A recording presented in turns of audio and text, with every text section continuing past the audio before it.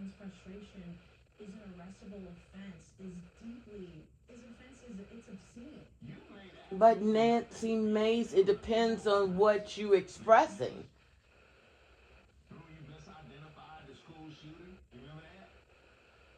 Like, Nancy Mace, really? What are you doing? What are you doing? You over here got a whole thing going on that don't even belong. I don't understand why all these Republicans are now seeing what we've been seeing all along. This is not the same Republican Party that you knew. This is Trump's Republican Party. This is not the Republican Party I knew, where I knew people that were Republicans in my 20s. We were never like at odds. We respected each other's viewpoints. But at the end of the day, a lot of African Americans died during Reagan. And it wasn't really a left versus right situation going on. It was more or less like, this is who we voted for, this is the agenda that we believed in, and this is the agenda you believed in. And it was okay. Because it was our differences that made us stronger. Now, not so much. It's almost like you're being attacked now for your differences.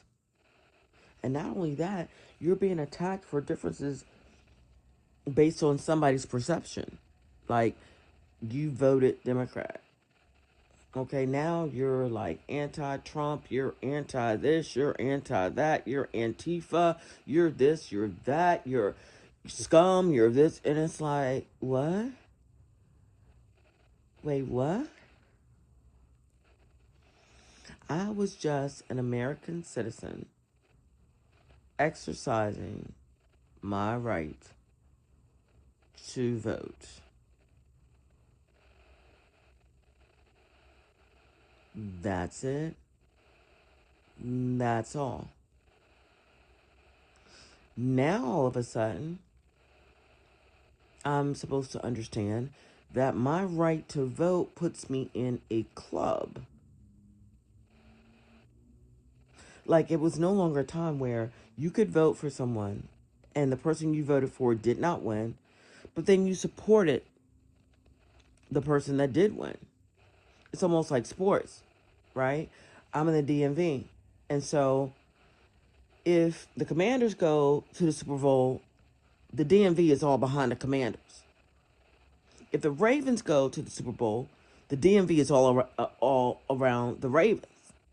My team is the Ravens, right? So if the Commanders go and the Ravens don't make it, of course, I'm rooting for the Commanders.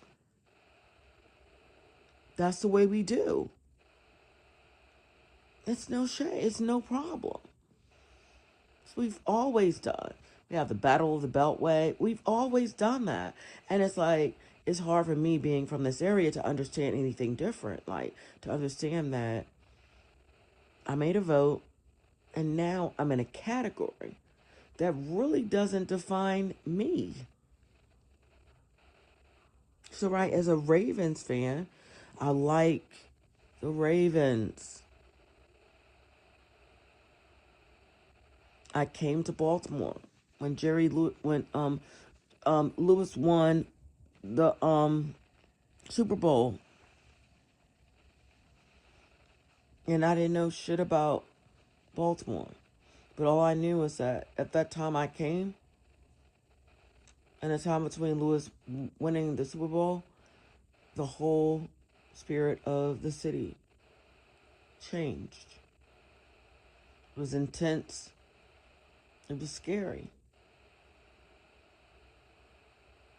And then when Ray Lewis won that Super Bowl, it was like everything changed. Everything was lovely. Everything was peaceful. You were proud to wear your purple. And, Purple Fridays was a thing always in Baltimore. Always. You in Baltimore on Friday, it's Purple Friday. All day, every day. As far as from Columbia to Baltimore. So that being said, it was a lot of pride in that for me. And that's how I became a Baltimore Ravens fan. But that's it, and that's all. My family was not a Baltimore Ravens fan. I don't come from a long line of Baltimore Ravens fans, players, or anything like that. This is a team that I chose at a time in my life that represented um, a freedom in the country, a celebration in the country that I had never been privy to. So, you know, my love of Ray Lewis and what he did, with putting Baltimore on the map, it stuck with me, and I became a Ravens fan. But at the end of the day, I also watch New England play. I watch the Chiefs play. I watch all the football games when I have time because I love the sport. So if you take that same scenario and apply it to this Democrat versus Republican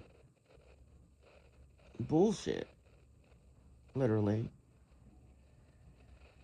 then you'll see that we're all the same. It's just one team went in a booth. They had maybe 3 choices: independent, Republican, Democrat. And they made a choice. They left the booth and left their choice there.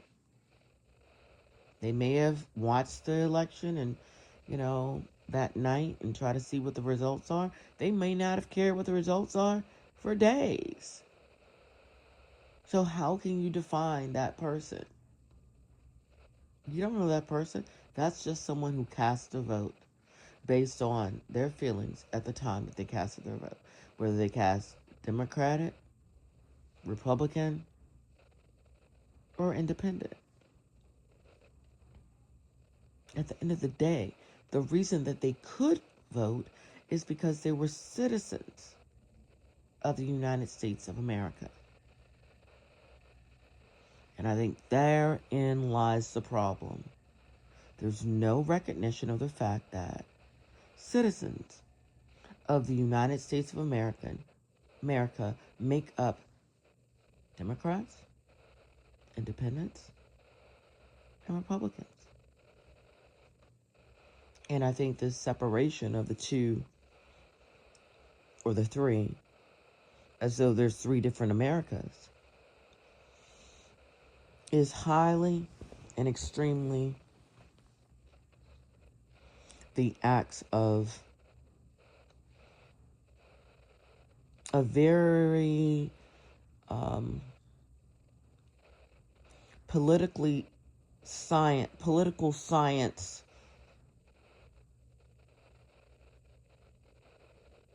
and American history illiterate person.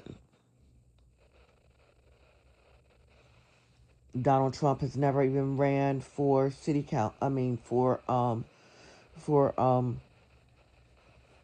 school council. He never even ran for high school president. Can you imagine what it takes to do that? I actually did run. I ran for school council one time. And do you know the effort it takes to come up with a slogan, to actually have a smile, you get to connect with people and get people to believe in you. And not only that, after they vote for you to be able to follow through with everything that you promised. That's the greater feeling versus it seems like he just wants the thrill of winning and not realizing anybody can win. But what do you do after you win? And I've been a salesperson for over 30 years. And I will say that after the end of every sale, that's when the selling really begins. Because whenever you gain a customer, the moment you gain a customer, you change your role into keeping that customer and making sure that customer continues to come back to you. I don't think Trump is doing a good job of that right now. Because we're like, on top of time, we're feeling like we can't wait till this is over.